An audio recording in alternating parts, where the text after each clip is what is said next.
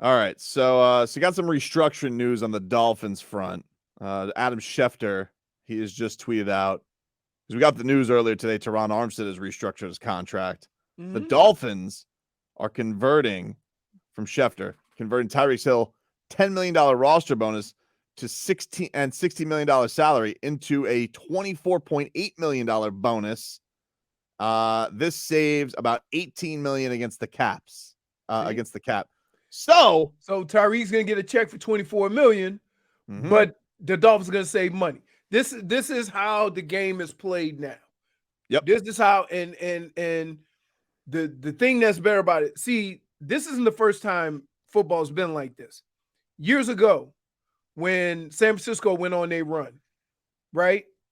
They would redo everybody's contract and stay 1 year ahead of the cap. The problem was when all those guys got old, they were terrible because they couldn't, all that money counted against the cap. They didn't have a good team, so they kind of went in the tank for a while. But yeah, this is how the game is played.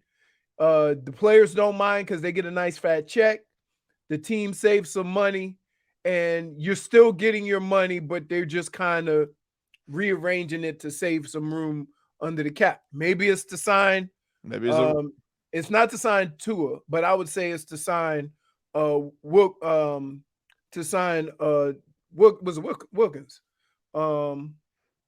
Yeah, I mean they don't have to. They don't have to sign Wilkins yet, but yeah, they probably will. You can do him. You can sign him first for this reason that Tua, if you can either sign Tua and avoid having to pick up that 5th year, which would probably save you a little bit of money. Or you can pick up the 5th year on Tua and then sign Wilkins and then do Tua in the offseason.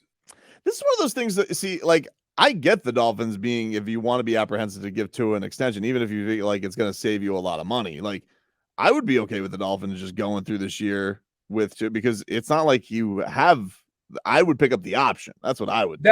That's what I think. I think, but the reason why I think they haven't done it yet is maybe they're trying to either work out a deal now, or and so that's why I'm gonna give it time. Like the for people to hyperventilate, why didn't I do it now? Why didn't I do it? There's a plan, and you can kind of see the pieces coming into place. So when everything's all said and done and all the restructuring is done, then we look at the guys whose contracts are up and see what they're doing with those guys. Then we can make a better determination of where the Dolphins are as far as these players are, because you really don't know. They may have plans to re-sign this guy, re-sign that, extend this guy, but they have to work some things out first, and just kind of, you got to kind of let it play out a little bit. I will say, though, this goes back to my point of the salary cap in the NFL. It's complete nonsense. Not really. Nonsense. You get space however you want. That's true. No. It's true. No, because here, you understand that all of these guys redoing their contracts still have long-term deals and are getting paid all that money. That's fine, but I'm telling you, like, the Dolphins have signed the best free agent, like, going. I'm saying, like, probably 4 years they've had a monster free agent. They've been able to restructure, reconvene, and make a big acquisition every single offseason, it feels like, for the last 5 years. Sounds like the Heat. Up until, except for the tank year. Every year they were making a big pickup somewhere. Right. Sounds like the Heat. The Heat mysteriously find money, Yeah, but you can't restructure. But the thing is, in the NBA, you can't restructure. Cap is your cap. You can't restructure. Right. The Heat's move is they're always doing sign-in trades. That's right. Kind of how that always plays out. Everybody has a workaround. But this salary cap, NFL, nonsense. But it does make me feel like big moves are coming. If you're gonna fill, what is that? So that gets them to almost 30 million already with the restructures. So feels like something's coming. They got something in the works. Old Chris Greer cooking, working in the lab. I just like the fact that, and I'm a believer in this. You can say what you want about the players or what they do at coaching or whatever, But as far as money is concerned, you cannot say this Dolphins organization is not committed to the process of winning. And your decisions aren't always going to be, but I know a lot of cheap owners that wouldn't go this far. And so to have an owner in your hometown that doesn't care about money, that's willing to do whatever he has to do, restructure, give big checks to restructure just to get the team where he wants to, that's a great place to start if you're a fan of an organization. We'll take a quick break. Be back with more after this. Yeah, we'll get to that in just a second. But first, I got to tell you about Rockville. Rockville! We've got your chance at the biggest weekend in metal music, Rockville. This is coming to Daytona Beach, May 18th through the 21st. And we're giving away 2 passes for the entire weekend, plus a camping pass. You could be there to see Tool, Slipknot, Par 4, Avenged Sevenfold, Pantera, Rob Zombie, and more. Enter on the Odyssey app. You log in and listen to WQM or go to WQM.com and listen. You'll get 1 entry for every hour that you listen to the app or website. The more you listen to WQM, the more chance you have to win tickets to Rockville at Daytona Beach. Just listen and pile up those chances. Tickets courtesy of Rockville. The read is done by Tool. Yes, give us a golf update here, Leroy, from the players. Our golf updates brought to you by the Edwin Watts Golf Shop, home of the 90-day 100% satisfaction guarantee, serving golfers around the country since 1968. Cool thing about golf, you can always tell how good a first round really was. A lot of people have teed off, and the leader is still the leader. Chad Ramey at 8 under. Ben Griffin is 2 under, and he started his round through 11. He's at 7 under, along with Victor Hovland, Colin Morikawa. He was at 7 under. He tees off at 12:45, and Taylor Pendrith at 12:12. Cool story. Minwoo Lee, right? He he had a calf cramp, and he was at 6 under. He finished at 4 under, but he is the younger brother of Minjee Lee, and they are the first brother and sister to win the USGA Junior Championships. So that's a cool story. Other than that, Scotty Scheffler is at 4 under. Those are the stars. John Rahm, I think John Rahm is at 2 under. And your boy, Gooch? No. Oh, yeah, Gooch is gone. I forgot. No, Gooch is in it. I thought Gooch was in Live. No.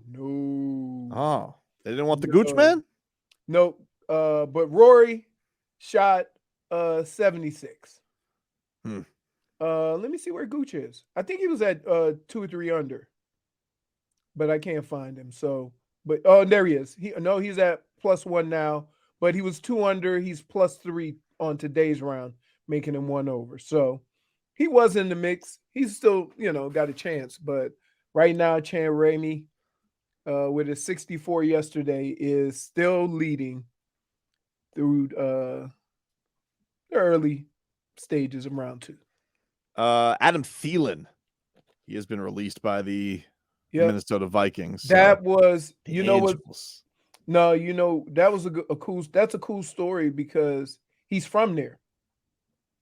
I think he went to school, if I'm not mistaken, at Mankato State, which is where we have camp.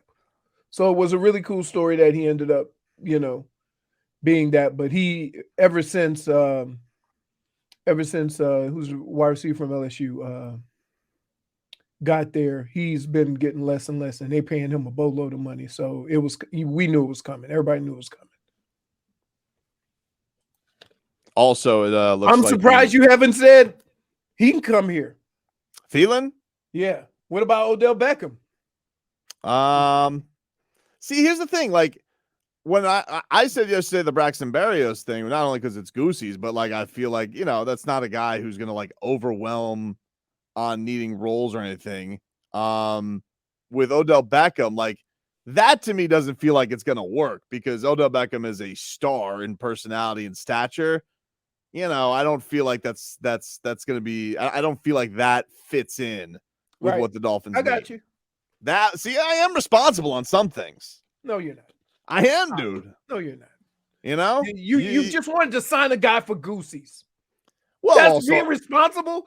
also, You're in the same sentence. In the same sentence, you said, I want to sign Braxton Berrios for Goosies, but Odell Beckham wouldn't work because he's too much of a star. Make that make sense. Make that make sense to me, Tobin. well, because like I think Braxton. First of all, Braxton Berrios would help with the special teams, which stunk last year. Terrible special teams for the Dolphins. He It wasn't had that nothing good to do last with the season return with the Jets. guys. Yeah, they didn't have the dude. They were not good in anything last year. A lot of people were surprised that the coach got brought back, the special teams coach. You know, so yeah. I just figure a little Goosies. Maybe you know what? Maybe he knows that stadium a little bit better. Vlad been doing it for a long time. Knows Stadium? the eye. Yeah, dude. He knows Stadium? Hard Rock. Oh my goodness. Are Are he you here for old Hard Rock? Or no? stadium? Nah, he was trying to he was there for new Hard for Rock. the old or new He was Hard there Rock. for new, yeah, because he was there for the ass kicking. Yeah, I remember. So, come on, man, little funskies. Darius Slay apparently has also gotten permission from the Eagles to go seek a deal with somebody else. Wow. Yep. They're about to lose that whole secondary. Listen, man. Well, That's when the problem is that they went to the Super Bowl and the Bills do. yeah, that's when the that's Bills all do. that- that's When you all go to the that Super is. Bowl. These are the decisions that have to be made in an organization. But a lot of teams, what a lot of teams do is they'll go sign those guys early, right? And try to get them to a medium but not huge contract, and then it buys you time. So from that standpoint, yeah, I can see a bunch of teams doing this. It's amazing. Kansas City never really has to do it. Although, who just signed? Was it Clark? Clark is a. No, they let him go. No, They let him go. They let Yeah, Clark let him go. go. So they have to make some decisions too. Yeah, like It's weird once- because the up and comers don't make decisions because they in full. Let's go get it. that's Once you get there, then you start being fiscally sound. yeah, exactly. Well, that is what happens though. Like once you get to the mountaintop, then you start figuring out like, all right, who was the most valuable thing here and how can we save money? But up until that point, it's willy-nilly, it's restructuring deals. You Right. know, they give Absolutely. all these $100 million contracts the Dolphins give out last year, and it's like restructure. Cut Yeah, the but- guy that we gave the monster deal to 3 years ago, and all right, we're good. We have cap space again. Isn't But that every in team right the now? end, you realize that the way the Dolphins are doing it is more money out of pocket now. But they got To the money. save He's money got the money. for the cap. Yeah. Right, but that's my point. That if you get an owner, and this happens here, I'll give you a perfect example who this happens to. This happens to the Marlins because they'll invest money in their organization, and if you don't get there right away, then they're like, we can't do this, and they just get rid of everybody and start over. Whereas you haven't had that here. Here they keep building and building. We can get one more piece. But it We can is, do but this. the one thing that is good about where the Dolphins are at right now, especially with having Tua, is that look, you think you have a capable quarterback. Durability issues, I get it, but not having to pay that monster deal yet does allow you to work the areas in other parts of the team. It does. Here's the other thing is that say what you want about Chris Greer. They have a ton of young talent. Now, you got to win now because guys like Javon Holland and Wilkins and Jalen Phillips, Waddle. you're giving money to a bunch of veterans, but those guys are going to be up soon.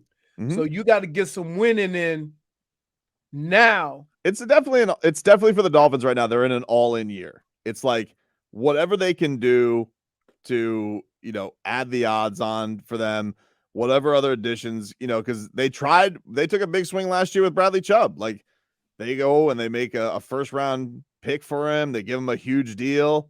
I don't know if you feel like, I don't think Dolphin fans feel like it really paid off, but Why that not? was an all-in. You probably got like one more year of really being like, huge all in on all your assets if you feel like this is going to be a roster that's good enough, which people seem to.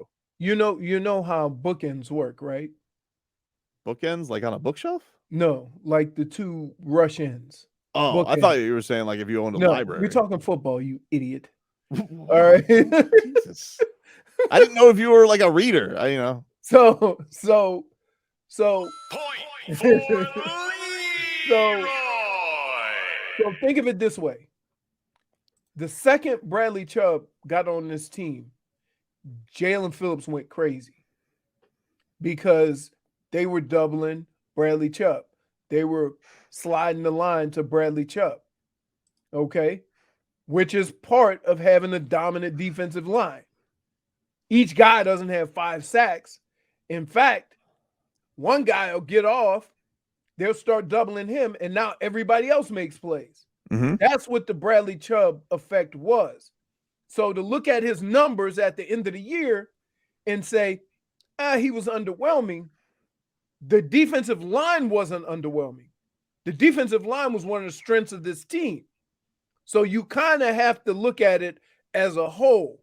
I agree with that. Yeah, when he got here, I think things definitely got better. But Right. you also got to put that on the back end of like Emmanuel Ogbah, who was supposed to really be him. He had the injury all year. It really wasn't effective. It didn't do anything for him. Well, and also, you have to realize this. Christian Wilkins had an unbelievable year. Mhm. And I can't even tell you, defensive tackles do not have 100 tackles. They don't. And what he did was unbelievable. So you're talking about Jalen Phillips. Ogbah didn't have as good a year, but Christian Wilkins had enough stats for 2 guys. He was a monster. Right? And then you brought in Bradley Chubb. So one of those guys got to make plays. And you put yourself in a position where on any given night, on any given game, in any given game, that one of these guys has the ability to cause chaos. And that's all you want from your front four. Now, if you take one of those guys away and that attention moves to somebody else, you probably won't be as successful. And that's how you got to look at that front four. Don't just look at it as how many sacks is everybody. Look at it as how many sacks does the team have? We'll take a quick break. Miami Heat taking on the Cleveland Cavaliers tonight.